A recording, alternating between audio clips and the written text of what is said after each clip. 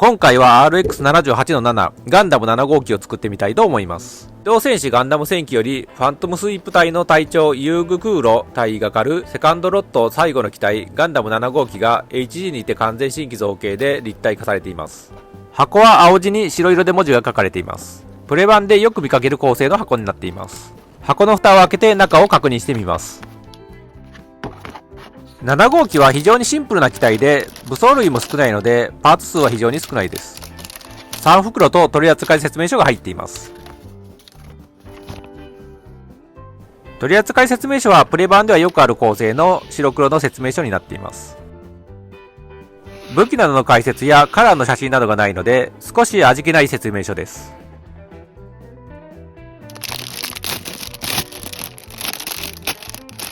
A パーツは多色成形のパーツになっています。グレーのシールドのパーツやイエローのパーツ、ブルーの胸部などのパーツやレッドの足のパーツがあります。B1 のパーツはホワイトでシールドなどのパーツがあります。足や頭部の外装パーツもあります。B2 は先ほどと同じようなパーツが多いですが、腰部などのパーツもあります。足の外装パーツはしっかりとしたディテールがあります。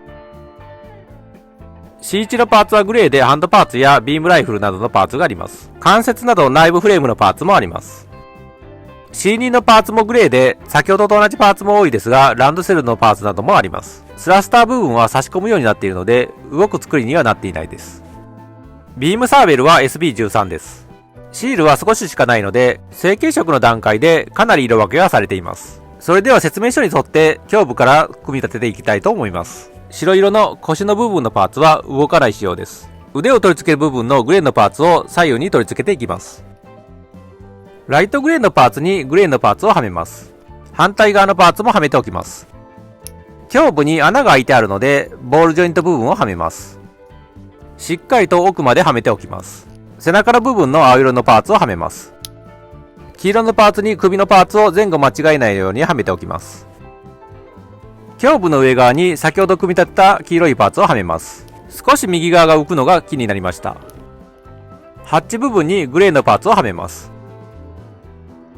先ほど組み立てたパーツを黄色のパーツにはめます。胸部の正面にはめれば胸部は完成です。色分けは成型色の段階できっちりとされています。赤色のパーツにツインアイのシールを貼ったグレーのパーツをはめます。白色のマスク部分のパーツをはめます。横側に白色の外装パーツをはめていきます。前側に外装パーツをはめます。上側にも外装パーツをはめておきます。サイドに青色のパーツをはめます。赤い部分はシールになります。赤色のパーツにアンテナ部分をはめた状態で頭部に取り付けます。HG についているアンテナの先の部分は取ってあります。これで頭部は完成です。腕は基本的に2つずつ同じものを作ります。グレーのパーツを組み立てて突起部分にはめます。手前と上側の外装パーツをはめます。内部フレームのパーツを作っていきます。取り付けるパーツは向きには注意が必要です。白色のパーツに取り付けてグレーのパーツをはめます。反対側の外装パーツをはめて外側の外装パーツをはめます。このパーツは外側になる方に少し凹凸があります。グレーのパーツをはめておきます。ショルダーアーマーにホワイトの外装パーツを取り付けますが、突起部分と穴の形状を合わせて奥まではめます。ショルダーアーマーを先ほど作った腕に取り付けます。右手と左手の形状は同じなので、ハンドパーツによって右手と左手が変わります。このハンドパーツを取り付けた腕は右腕になります。右腕のハンドパーツはもう一つあります。ビームライフルを持たせる専用のハンドパーツになります。平手と穴の開いてあるハンドパーツは左腕になります。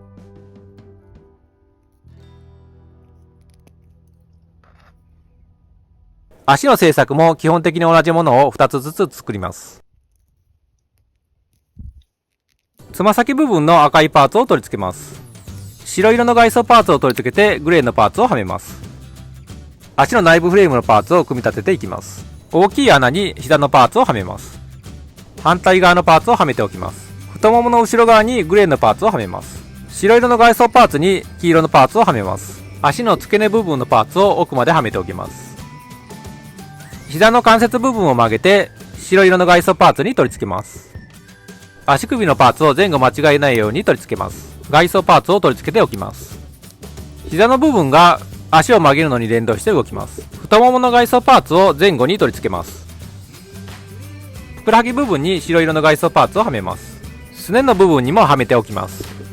膝の外装パーツとマグネットコーティング部分の外装パーツをはめます。アンクルアーマーを取り付けます。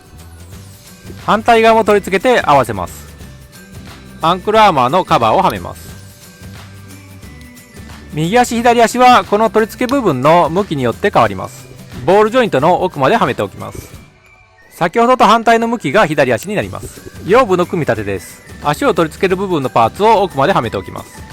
下側に白色の外装パーツをはめます。リアアーマーを組み立てます。穴が開いてあるのでグレーのパーツをはめておきます。先ほど作ったパーツにリアアーマーを取り付けます。フロントアーマーを組み立てます。白色の外装パーツに赤色のパーツをはめておきます。このままフロントアーマーを取り付けてもいいのですが、独立して動かしたいので真ん中を切ります。フロントアーマーを片方ずつ取り付けて、先ほど作ったパーツに取り付けます。サイドアーマーを2つ作ります。白色のサイドアーマーにグレーのパーツを取り付けます。ランドセルは大きいパーツを2つ組み合わせます。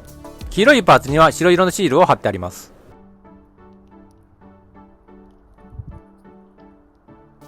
スラスターを2つ取り付けます。ビームサーベルを取り付けてランドセルに取り付けます。反対側も同じように取り付けます。フォアグリップを穴に通して取り付けます。反対側のサイドのパーツをはめます。重心をはめます。スコープを組み立ててビームライフルの横に開いてある穴に差し込みます。これでビームライフルは完成です。シールドの組み立てです。ホワイトのパーツにグレーのパーツをはめて、黄色のパーツをはめます。穴が開いてあるので、ボールジョイントをはめます。これでシールドは完成です。すべてのパーツが組み上がったので、組み立てていきます。胸部に頭部を取り付けます。左腕と右腕を取り付けます。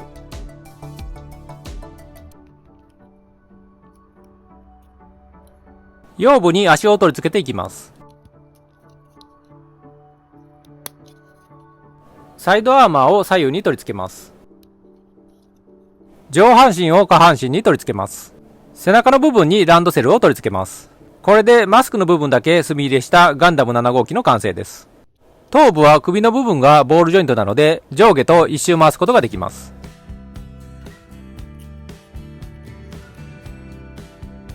肩の部分は手前側に引き出すことができます。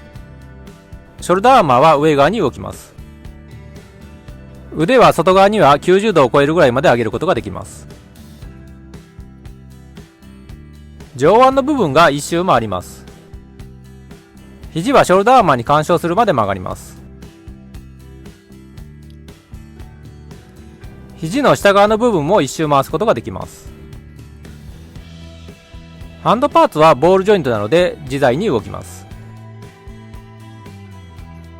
胸部は前後に動きますが左右にはほとんど動かないです。上半身と下半身の取り付け部分がボールジョイントなので一周回ります。フロントアーマーを切断したので独立して動きます。手前側にはかなり動きますが横側にはほとんど動かないです。サイドアーマーは一周回すことはできますが外側にはあまり動かないです。リアアーマーは固定されていて全く動かないです。股関節部分は下側に動かせば可動域を広げることができます。足は手前側には90度ぐらいまで上げることができます。動かしているとサイドアーマーがよく外れます。外側はサイドアーマーに干渉するまで動きます。後ろ側はリアアーマーに干渉するまで動きます。太ももの上の部分が一周回ります。膝は太ももにふくらはぎが当たるまで曲がります。膝のパーツは曲げるのに連動して動きます。アンクルアーマーは上下に動きます。ボールジョイントなので前後左右に干渉するまで動きます。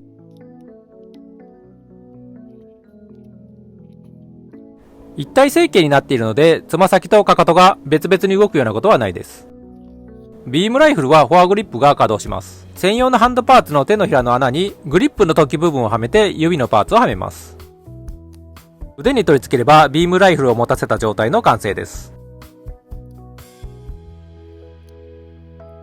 振ってみても全然動かないので保持力はあります。シールドを持たせる場合にはジョイントパーツを腕の外側の穴にはめます。ボールジョイントなので結構自在に動きます。ビームサーベルをランドセルから抜きます。エフェクトパーツを穴に差し込んでハンドパーツに上から差し込みます。腕に取り付ければビームサーベルを持たせた状態の完成です。振ってみても動かないので保持力はあります。2本あるので両手にビームサーベルを持たせることもできます。このキットの感想です。リアルグレードガンダムバージョン 2.0 で取らせることができるようなポーズも取らせることができます。最新のキットなので色分けや可動域もかなり優秀です。少し気になったのはサイドアーマーが少し外れやすい感じがします。シンプルなガンダムで武装も少ないので壊れやすいところも少ないですし、結構簡単に作ることができます。ご視聴ありがとうございました。次回の動画もお楽しみに。